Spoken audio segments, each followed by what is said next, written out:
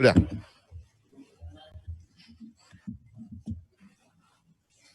Assalamualaikum warahmatullahi wabarakatuh. Selamat siang dan salam sejahtera untuk kita semua. Salam Om Swastiastu, salam kebajikan. Yang saya banggakan, rekan-rekan wartawan.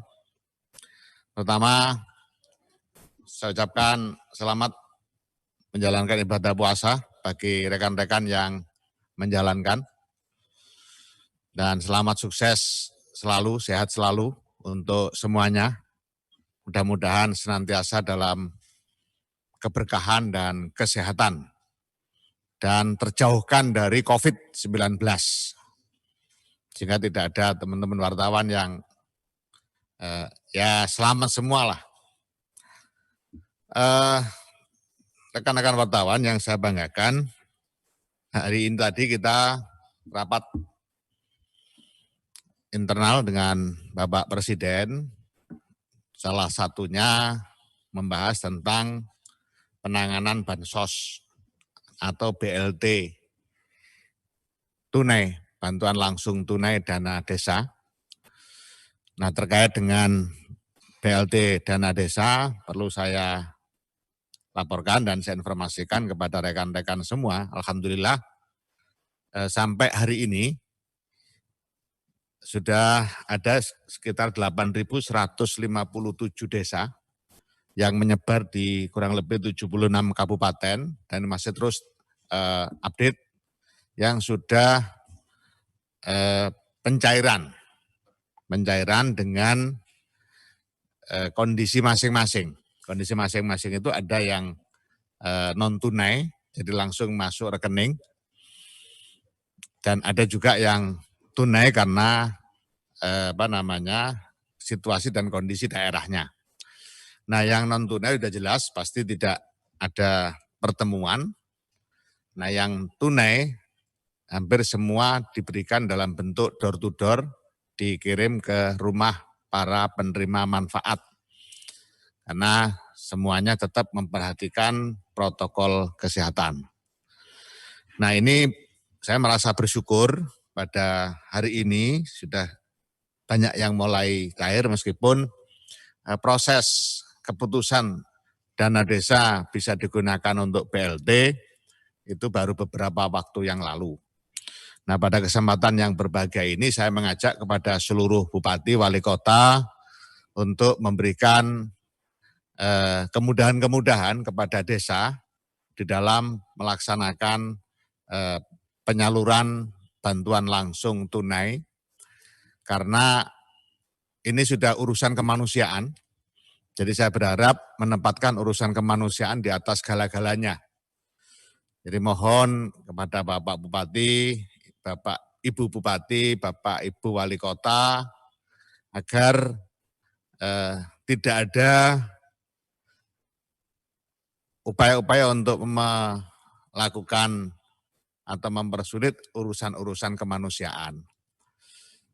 Apalagi ini di bulan Ramadan, dan saya ucapkan terima kasih kepada Bapak Ibu Bupati yang sudah memberikan kemudahan kepada kepala desa dan kepada warga masyarakat desa yang sangat membutuhkan untuk penyaluran BLT dana desa ini.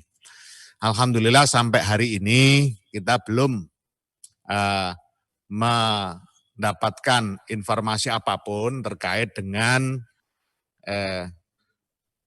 upaya-upaya untuk menghambat pelaksanaan penyaluran dana desa dalam bentuk bantuan langsung tunai. Nah, yang juga perlu saya tegaskan, sebagaimana arahan Bapak Presiden, agar semua memberikan informasi seutuhnya, kebijakan pemerintah terkait dengan bansos tunai dan BLT dana desa itu adalah kebijakan yang sasarannya sama-sama miskin, tapi tidak boleh overlapping. Nah, oleh karena itu, ini perlu juga kami informasikan kepada seluruh warga masyarakat bahwa beberapa kebijakan yang sudah diambil oleh pemerintah terkait bansos, yang pertama tentu PKH yang diperluas, sebagaimana yang sudah, kemudian bantuan pangan non tunai juga diperluas, kemudian bansos tunai, ini di bawah naungan Kementerian Sosial dan dananya langsung dari pusat. Kemudian bantuan langsung tunai desa, ini juga kebijakan pemerintah pusat, tetapi dananya ada di desa karena dana transfer APBN. Kemudian sembako utamanya yang di Jabodetabek. Ini adalah bantuan Presiden untuk untuk dampak COVID-19 dalam bentuk sembako. Nah, jadi banyak, masih lagi ditambah nanti prakerja, kartu prakerja. Nah, semua hal ini diupayakan sedemikian rupa tidak tumpang tindih. Itulah makanya pendataan perlu dilakukan secara simultan dan alhamdulillah dari desa-desa yang sudah salur sudah sangat paham terkait dengan pendataan ini. Rekan-rekan yang saya banggakan, semua ini kita lakukan dalam upaya untuk responsibilitas yang tinggi terhadap COVID-19. Makanya semua disederhanakan. Salah satunya terkait dengan pendataan keluarga miskin, dampak COVID, misalnya di aturan atau di ketentuan Kementerian Desa, dilakukan misalnya berbasis RT, yang mendata 3 orang. Nah 3 orang, kenapa harus 3 orang? Ini untuk membangun sebuah kesamaan persepsi antar 3 orang, sehingga ketika si A, si B oleh 3 orang yang mendata dinyatakan sebagai layak karena memang miskin dan kehilangan mata pencaharian, maka dia sudah layak masuk di dalam list untuk menjadi calon penerima BLT dana desa. Ini satu bentuk memberikan kepercayaan kepada desa untuk melakukan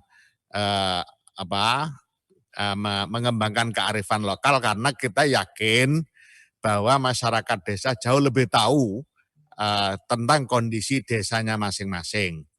Kalau 3 orang yang mendata itu dari RT yang sama, menurut saya itu adalah sebuah langkah yang sangat mudah karena apa? Sangat paham si A, si B-nya.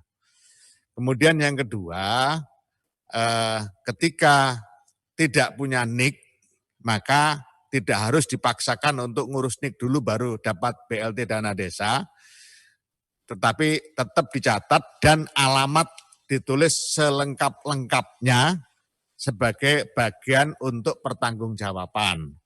Nah, kemudian ini semata-mata karena kepentingan kemanusiaan.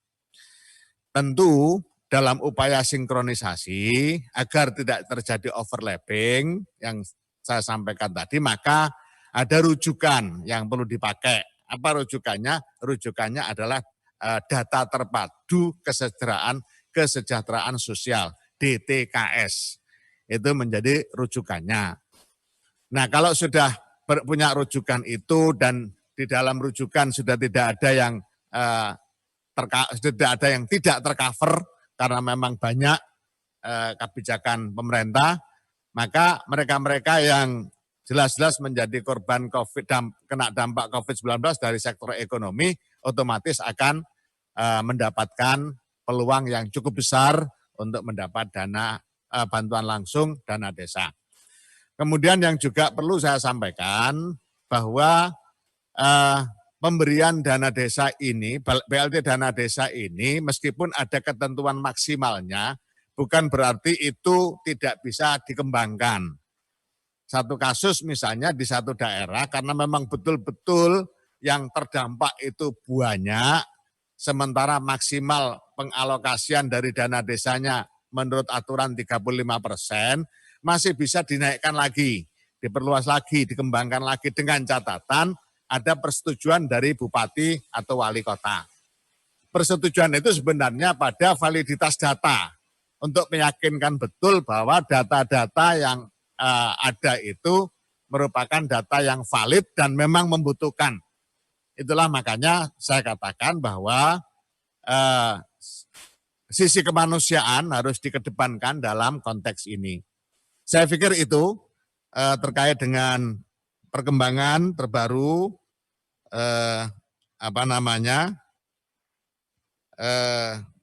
BLT dana desa, dan kita juga berharap agar pencairannya juga dipermudah. Misalnya saya ingatkan kepada kepala desa dan perangkat desa, kalau mau ngambil duit di bank karena harus penyerahan tunai, saya minta betul-betul dikoordinasikan dengan pihak kepolisian. Karena situasi hari ini biasa kalau puasa menjelang lebaran itu ada saja hal-hal yang tidak kita inginkan, maka kami juga sudah mewanti-wanti kepala desa, kaur keuangan dan perangkat desa kalau mau mencairkan dana desa dari bank karena mau pencerahan secara tunai, saya harapkan betul-betul minta pengawalan dari pihak kepolisian. Saya pikir itu rekan-rekan media yang saya banggakan. Terima kasih, mungkin ada beberapa yang bisa dijadikan feedback. Silakan.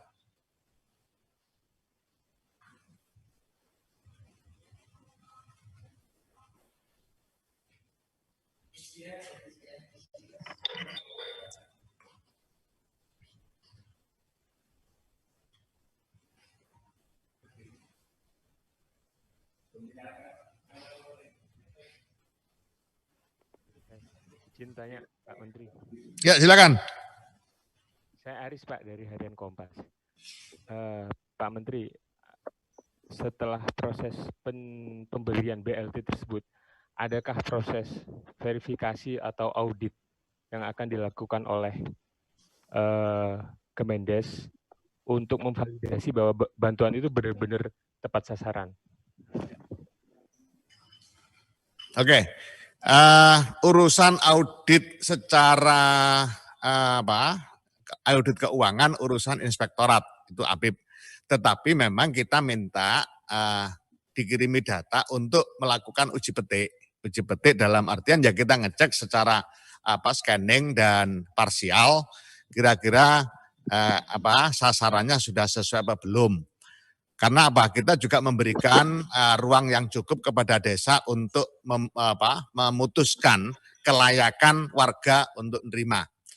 Nah, kalau betul-betul dia kehilangan mata pencaharian karena COVID-19, kemudian belum dapat semua jaring pengaman sosial yang sudah dianggarkan oleh pemerintah, ya itu sudah cukup alasan untuk dia mendapatkan BLT dana desa. Pak, Lydia dari CNBC Indonesia. Halo. Oke, silakan.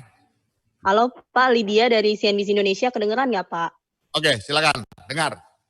Pak, kan sampai hari ini tadi Bapak bilang udah ada sekitar 8.157 desa yang dicairkan BLT-nya.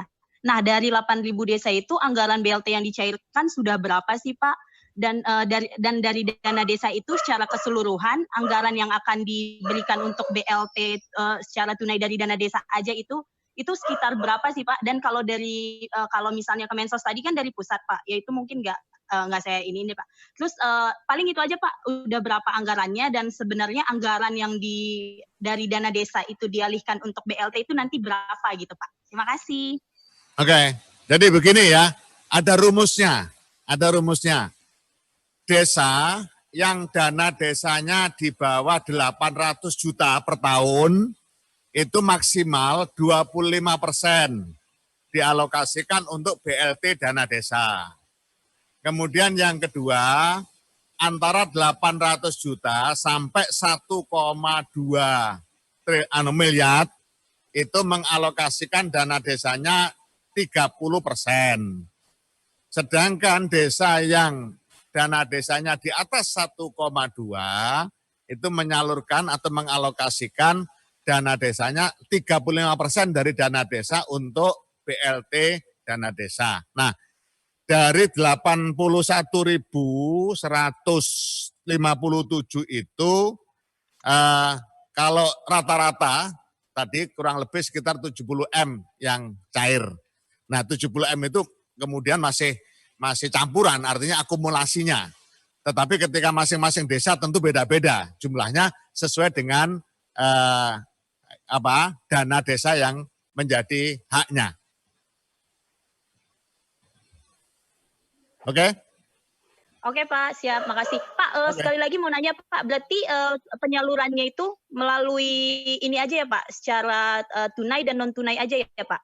Iya. Apa ada skema penyaluran lain Pak?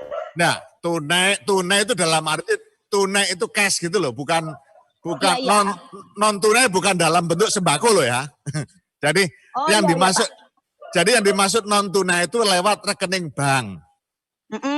Bukan dalam bentuk sembako atau dalam bentuk barang, bukan. Oke. Semuanya dalam bentuk duit, tapi ada yang diberikan dalam bentuk cash, ada yang cashless. Oke Pak. Ya, jadi jangan liru. Jadi tidak ada BLT dana desa, namanya bantuan langsung tunai. BLT dana desa dalam bentuk sembako. Nah, di lapangan ada permintaan memang seperti itu. Bagaimana Pak kalau dana desa diberikan dalam bentuk sembako? Saya jawab tidak bisa.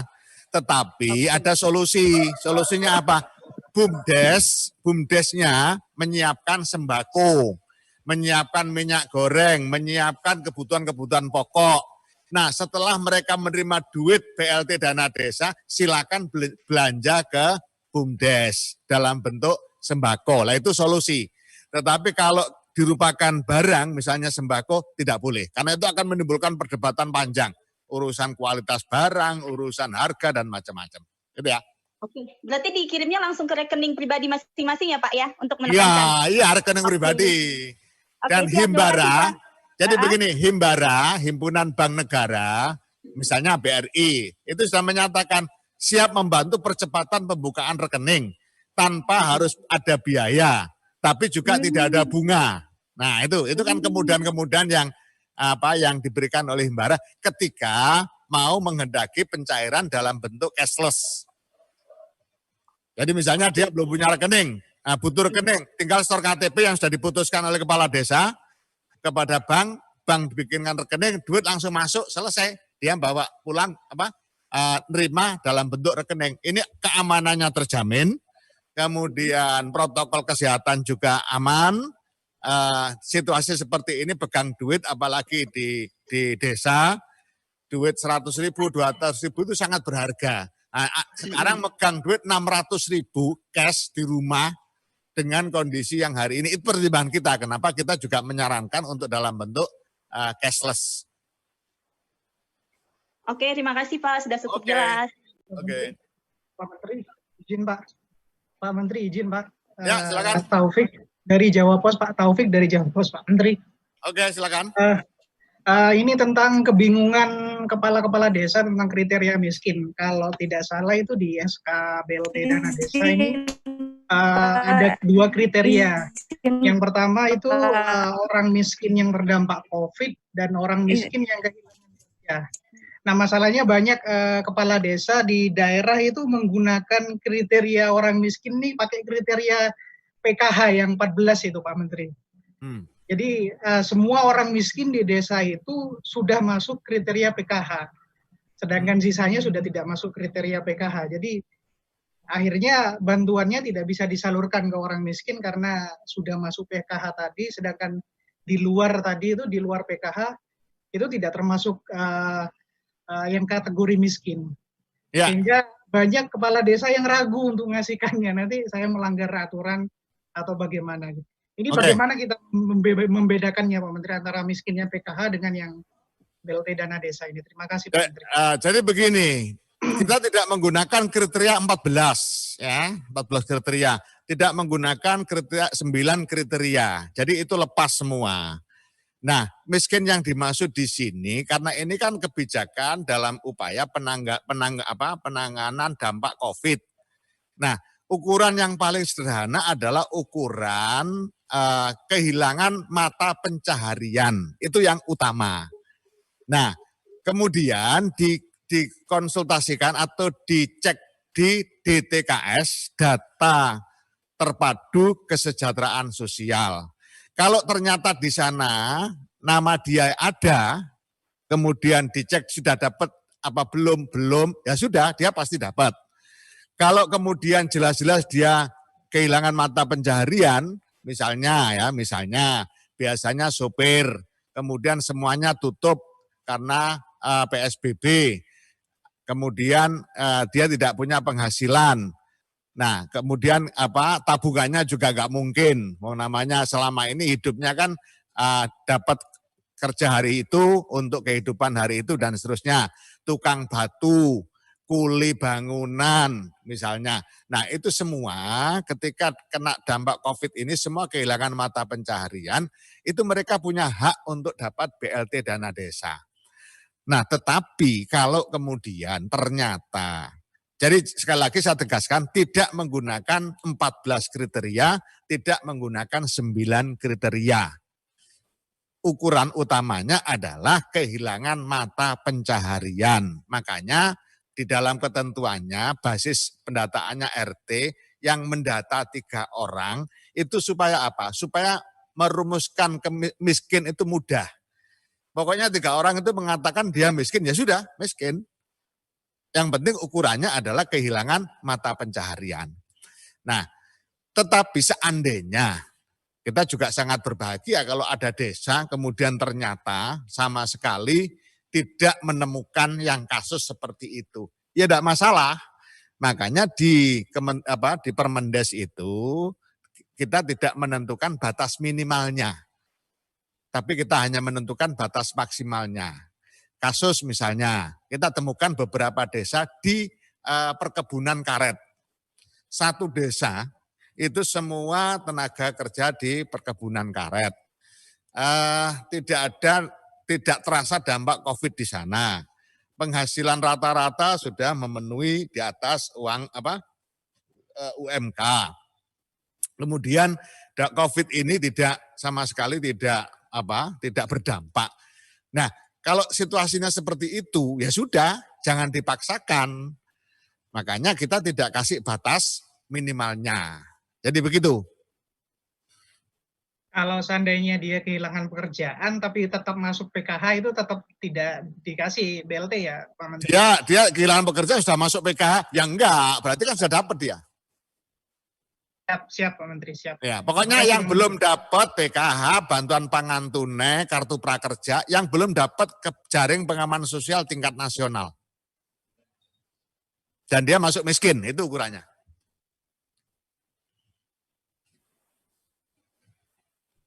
Oke? Pak Menteri. Latif Pak dari Kumparan Pak. Oke. Pak Menteri, mau silakan. Angka desa, jumlah desa tadi Pak yang sudah tersalurkan Eko Pak dari Bloomberg, jadi 81.000 ya Pak ya, bukan 8.000. 8.157. Ada Bupati Boltim yang Sulawesi Utara. Halo, Pak? Ya. Iya Pak, ini Bupati Bolang Mando Timur atau Boltim Sulawesi Utara. Ini menilai mekanisme pembagian bantuan langsung tunai atau BLT dari pemerintah pusat itu dianggap mempersulit gitu Pak. Nah ini apakah memang sudah dibicarakan dengan bupati-bupati yang lain atau seperti apa Pak? Dia mengkritik banyak hal gitu Pak. Menurut Bapak seperti apa? Ukurannya kehilangan mata pencaharian. Kemudian pendataan oleh tim relawan desa lawan COVID-19 yang dilakukan oleh warga masyarakat itu sendiri. Basisnya RT yang mendata 3 orang. 3 orang sepakat bahwa Pak A dan Pak B itu masuk kategori miskin karena kehilangan mata pencaharian. Nah, ketika itu kondisi seperti itu kemudian dianggap sulit, ya tentu itu perlu penjelasan lebih lanjut, satu. Yang kedua, terkait dengan kebijakan BLT dana desa dan kebijakan penggunaan dana desa lainnya, yaitu untuk pencegahan dan penanganan COVID-19 serta padat karya tunai desa, ini sudah kita sampaikan melalui Fitcon pertama dengan Bupati Gubernur se-Indonesia kurang lebih 3 kali. Bersama-sama dengan Menteri Dalam Negeri, Menteri Keuangan, kita jelaskan secara detail di sana. Kemudian dengan Kepala Dinas Pemberdayaan Masyarakat Desa atau sebutan lain, itu kita bikin zonasi.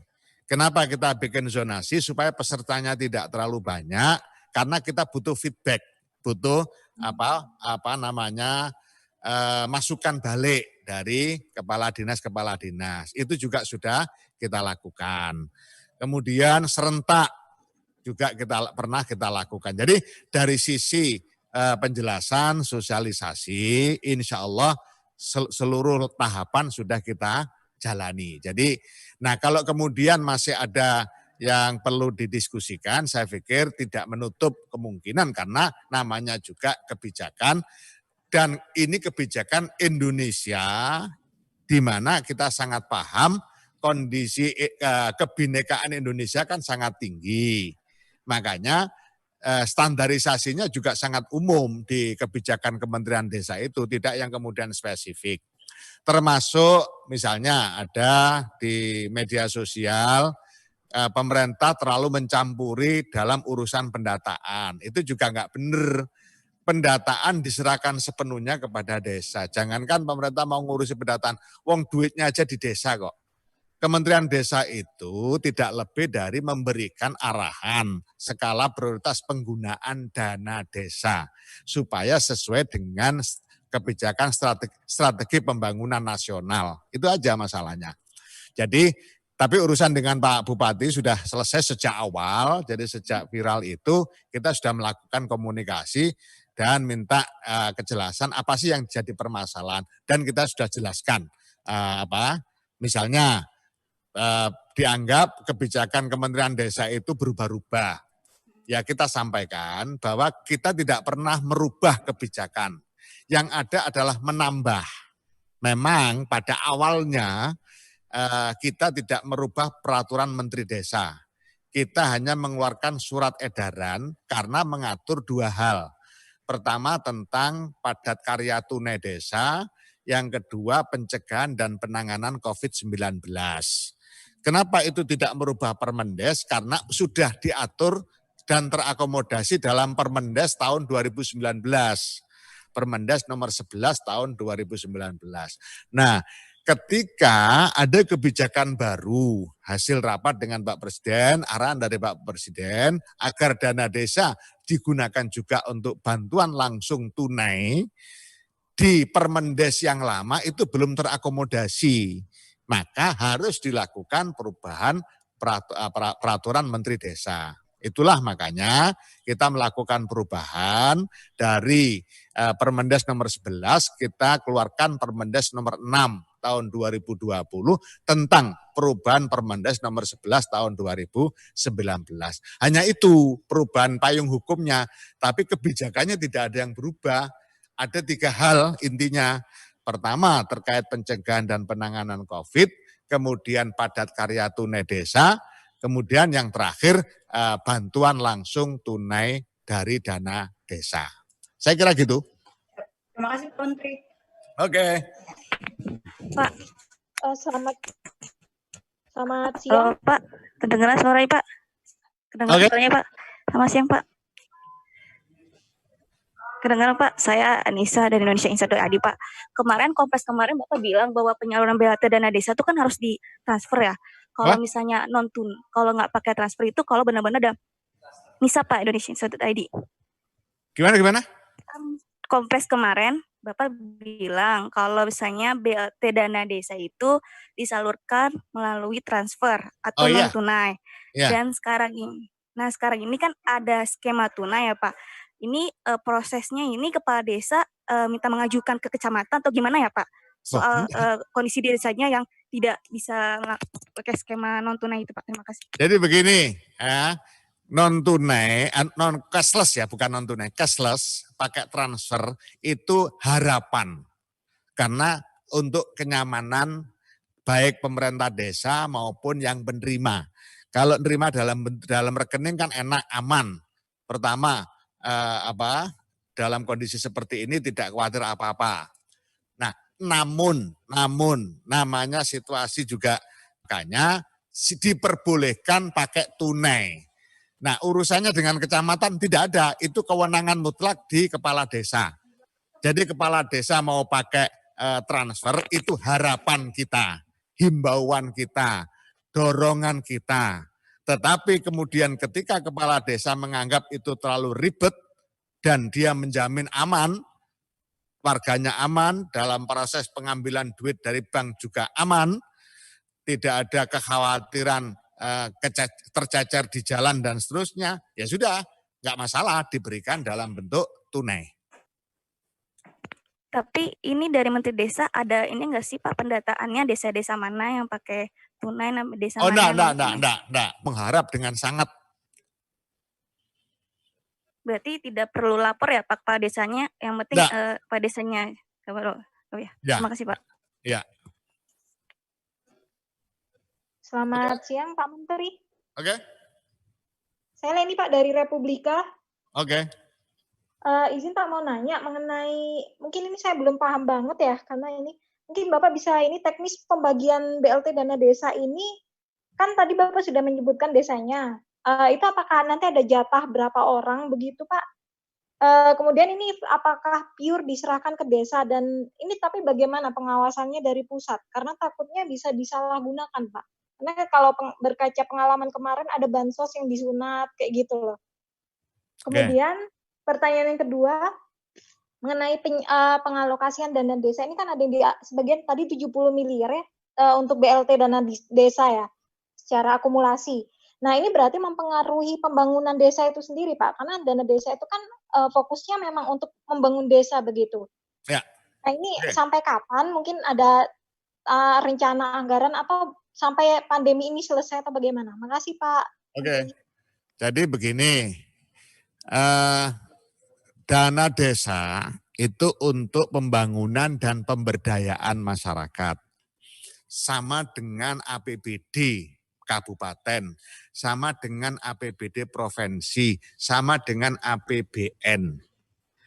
Tetapi karena hari ini kita lagi kena musibah bencana nasional non-alam, bentuknya adalah pandemi COVID-19, dan ini bukan hanya menyerang Indonesia tapi dunia, maka dikeluarkanlah Perpu, Peraturan Pemerintah Pengganti Undang-Undang Nomor 1. Nah, semua dilakukan realokasi dan refocusing anggaran. Di Kementerian Desa, ini contoh aja, di Kementerian Desa, semua dana di Kementerian Desa untuk pembangunan infrastruktur dalam rangka percepatan pembangunan desa dipangkas semua. Untuk apa? Untuk penyelamatan, recovery, penyelamatan dampak COVID-19 ini. Begitu juga APBD provinsi, APBD kabupaten, semua kementerian lembaga dipangkasi semua. Untuk apa? Yaitu tadi, untuk penanggulangan dan penanganan sekaligus tindak lanjut terhadap dampak COVID-19. Nah, termasuk dana desa. Dana desa dulunya, normalnya, bukan dulunya, normalnya itu dipakai untuk pembangunan dan pemberdayaan. Tapi karena COVID-19 ini, maka hanya dipakai untuk 3 hal. Yaitu tadi pencegahan dan penanganan COVID-19, kemudian padat karya tunai desa, dan BLT dana desa. Jadi itu namanya realokasi. Kemudian dananya di mana? Dananya di desa. Berapa besaran yang dipakai untuk BLT seperti tak jelaskan tadi. Desa yang kurang 800 juta dananya setahun, yang dipakai 25%-nya. Desa yang dana desanya di atas 800 sampai 1,2 miliar dipakai 30%. Desa yang di atas 1,2 miliar dipakai 35%. Nah, jadi itu digunakan untuk 3 bulan. Berapa besaran BLT-nya? 600.000 per bulan per keluarga miskin. Sehingga tiap keluarga miskin selama 3 bulan mendapat bantuan langsung tunai desa dari dana desa 1.800.000. Ini sama dengan bansos tunai yang dikelola Kemensos. Bedanya kalau Kemensos duitnya ada di pusat. Kalau Kemendes duitnya sudah di rekening desa masing-masing. Gitu ya. Pak Menteri, tapi untuk pengawasan dari pusat supaya tidak terjadi penyalahgunaan itu bagaimana Pak? Memang itu dananya sudah di desa sih, tapi apakah pusat masih memantau supaya tepat sasaran begitu? Dan apakah ini bisa tumpang tindih Pak? Ketika penerimanya itu mungkin dia bisa menerima PKH itu, bansos dari Kemensos itu maupun dari BLT dana desa begitu. Atau ini hanya satu saja, pilih salah satu begitu. Bagaimana dari pemerintah? Jadi kita percaya kepada pemerintah desa, kepada relawan desa lawan COVID. Di sana ada tokoh masyarakat, ada tokoh agama, ada tokoh adat, ada tokoh pemuda, ada Karang Taruna, ada PKK, dan hasil pendataan RT RW tadi dibawa ke musyawarah desa. Jadi yang tahu banyak, bukan hanya 1-2 orang, puluhan orang yang tahu, yang mendata 3 orang per RT, tiap RT, yang ikut musdes puluhan orang. Nah di sana dilakukan verifikasi. Kita yakin benar mereka sangat paham dan mereka sudah ngerti urusan-urusan seperti itu udah biasa. Sehingga ketika kita bilang jangan tumpang tindih, yang sudah dapat PKH nggak boleh, yang sudah dapat bantuan pangan non tunai tidak boleh, yang nanti dapat kartu prakerja nggak boleh. Nah di luar itu kasih yang dapat bantuan sosial non tunai dari Kemensos juga nggak boleh. Nah sehingga kalau bahasanya seperti itu, insya Allah tidak akan terjadi overlapping. Kemudian terkait dengan pertanggungjawaban, ya tetap namanya dana anggaran negara, ada pertanggungjawabannya. Makanya tadi saya contohkan, kalau warga miskin di desa itu yang berhak tapi belum punya NIK, apakah tidak boleh? Tetap boleh, tapi alamatnya ditulis yang lengkap, selengkap-lengkapnya untuk pertanggungjawaban. Siapa yang berhak melakukan pemeriksaan dan seterusnya? Ya APIP, termasuk Inspektorat Kabupaten. Nah kita percayakan ke sana meskipun kita terus melakukan pemantauan dalam rangka pencegahan jangan sampai terjadi penyimpangan. Oke? Saya kira cukup ya. Izin Pak Menteri, satu lagi Pak, Andi dari Hari Indonesia Pak. Kan tadi Bapak bilang ini Kementerian Desa sudah menyiapkan dana sekitar 70 miliar untuk 8.147 KK selama 3 bulan ke depan ya Pak. Tapi kan kalau dilihat dari penelitian-penelitian mengenai COVID, baik itu obat, antibody treatment maupun vaksin, 3 bulan kayaknya sangat optimistis gitu Pak. Kalau dari kementerian sendiri ada berapa model sih Pak yang disiapkan untuk safety social net jika 3 bulan ternyata tidak cukup untuk COVID untuk melambat penyebarannya gitu Pak. Jadi begini, perlu saya luruskan, 70 miliar itu bukan kita mengalokasikan yang sudah digunakan pencairan BLT dana desa. Duitnya dari desa, kita mengakumulasi jumlahnya saja, ketemu 70 miliar yang sampai hari ini. Kalau total yang akan digunakan, simulasinya, hitung-hitungannya, yang akan digunakan untuk BLT dana desa, itu mencapai 22 triliun se-Indonesia. Ya, 74.953 desa. Nah, se-Indonesia bersumber dari dana desanya masing-masing. Kurun waktunya 3 bulan. Nah, bagaimana skenario seandainya kita berdoa, meskipun ada skenario terjelek, tapi kita tidak mau berandai-andai yang jelek. Kita berdoa dan berikhtiar, makanya PSBB diterapkan, pelarangan mudik diterapkan, itu dalam rangka supaya betul-betul kita berharap bulan Juni nanti bisa mengalami sudah lebih ringan dan bulan Juli sudah selesai. Trennya hari ini kalau kita lihat, misalnya DKI sudah mulai landai, kurvanya sudah mulai landai. Dan itu satu hal yang menggembirakan. Nah kalau physical distancing, social distancing ini dipatuhi betul oleh warga masyarakat Indonesia, hitung-hitungan dari berbagai pihak itu mengkalkulasi ilmiahnya, baik dari perspektif BIN, dari perspektif akademisi, dari perspektif statistik, itu kalau PSBB ini betul-betul diterapkan secara masif dan disiplin, itu prediksinya Juni itu sudah turun. Makanya kemudian kita lakukan sampai 3 bulan. Nah justru ini yang tidak kalah pentingnya, mensosialisasikan kepada warga masyarakat agar betul-betul patuh terhadap apa yang sudah menjadi keputusan pemerintah. Saya pikir gitu ya. Terima kasih semuanya. Kurang lebihnya mohon maaf. Selamat berpuasa.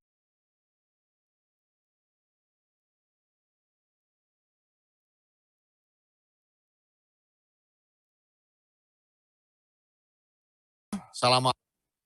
Waalaikumsalam warahmatullahi wabarakatuh. Makasih Pak.